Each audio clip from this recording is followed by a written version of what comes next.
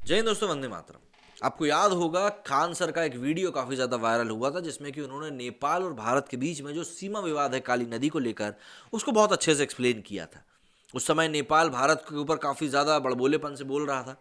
Backup कहीं ना कहीं चाइना का था, ऐसी बातें भी निकलकर राजनीतिक गलियारों में सामने आ रही।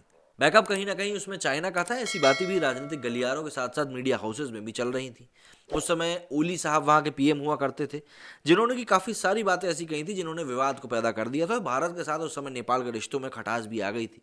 लेकिन उसके बाद ये माना जा रहा था कि शायद सीमा विवाद अब सुलझ चुका है या इसके बारे में अब कोई बात नहीं करना चाहता। लेकिन अब एक बार फिर से ये सीमा विवाद खड़ा हो गया और नेपाल एक बार फिर से भारत को परेशान कर रहा है। भारत और नेपाल के बीच सीमा विवाद एक बार फिर से सुर्खियों में है। दरअसल उत्तराखंड के लिपुलेख में भारत की सड़क लंबी करने की घोषणा को लेकर नेपाल ने भारत को चेतावनी जारी करते हुए इसे तुरंत रोकने के लिए कहा है। नेपाल उत्तराखंड स्थित लिपुलेख को अपना इलाका बता रहा है। भारत, नेपाल और चीन की सीमा पर मौजूद 338 वर्ग किलोमीटर में फैला हुआ ये इलाका गुजरात की राजधानी गांधीनगर से भी बड़ा है। तो समझने वाली बात यह है कि आखिर भारत और नेपाल के बीच जो सीमा विवाद है वो क्या है, किन भारतीय क्षेत्रों को नेपाल बता रहा है अपना, और इस विवाद से चीन का आखिर क्या कनेक्शन है। क्योंकि चीन का कनेक्शन ना हो तो ऐसा तो हो ही नहीं सकता। देखिए, भारत, नेपाल और चीन सीमा से लगे इस इलाके में हिमालय की नदियों से मिलकर बनी एक घाटी है जो नेपाल और भारत में बहने वाली काली या महाकाली या शारदा नदी का उद्गम स्थल है। इस इलाके को काला पानी भी कहा जाता है। इसी इलाके में लिपुलेख दर्रा भी है। यहाँ से उत्तर पश्चिम की तरफ कुछ दूरी पर एक और दर्रा है जिसे लिम्पियाधुरा दर्रा कहते हैं। अंग्रेजों और नेपालों के गोरखा राजा के बीच 1816 में हुए सुगौली समझौते में काली नदी के जरिए और भारत और नेपाल के बीच सीमा का निर्धारण किया गया था। भारत की उत्तरी सीमा से सटे नेपाल की पश्चिमी और पूर्वी सीमाओं का निर्धारण दो नदियों से हुआ है। पश्चिम में काली नदी और पूर्व में मेची नदी, यानी दक्षिण के पूर्व के बीच में नेपाल दो अलग अलग नदियों से भारत से अलग होता है। सुगौली समझौते के अनुसार काली नदी के पश्चिमी क्षेत्र को भारत का इलाका माना गया है, जबकि नदी के पूर्व में पड़ने वाला इलाका नेपाल का हो गया। पहाड़ी नदी होने की वजह से इलाके में काली नदी की दो धाराएं बहती हैं जो कुछ दूर बाद ही मिलकर एक धारा बन जाती है। भारत पूर्वी धारा को काली नदी का उद्गम स्थान मानता है, वहीं नेपाल पश्चिमी धारा को उद्गम धारा मानता है। और इसी आधार पर दोनों देश कालापानी के इलाके पर अपना अपना दावा करते हैं। त्रिकोण के आकार वाला ये इलाका 338 वर्ग किलोमीटर का एरिया है। नेपाल की पश्चिमी सीमा पर भारत से सीमा का निर्धारण करने वाली नदी से हुआ है जिसका कि नाम काली है। मतलब यह है कि काली नदी का पश्चिमी इलाका हिंदुस्तान है और पूर्वी इलाका नेपाल है। काली नदी के उद्गम स्थल यानी सबसे पहले कहाँ से निकलती है, इसे लेकर दोनों देशों के बीच विवाद रहा है। नेपाल के अनुसार काली नदी के पूर्व की शुरुआत नदी के उद्गम स्थान से होनी चाहिए। उसके अनुसार नदी का उद्गम स्थल लिम्पियाधुरा के पास के पहाड़ों में है। नेपाल का दावा है कि जब काली नदी लिम्पियाधुरा से शुरू होती है तो उसके नीचे का पूरा इलाका उसका ही हुआ। लिम्पियाधुरा के नीचे के इलाके में लिपुलेख और कालापानी आते हैं, यानी नेपाल इन तीनों पर अपना दावा ठोकता है। दूसरी ओर भारत का कहना है कि नदी का उद्गम कालापानी से शुरू होता है। ऐसे में सीमा पर कालापानी से शुरू होती है। मतलब कालापानी और पश्चिमी हिस्से लिम्पियाधुरा और लिपुलेख इसके इलाके हैं।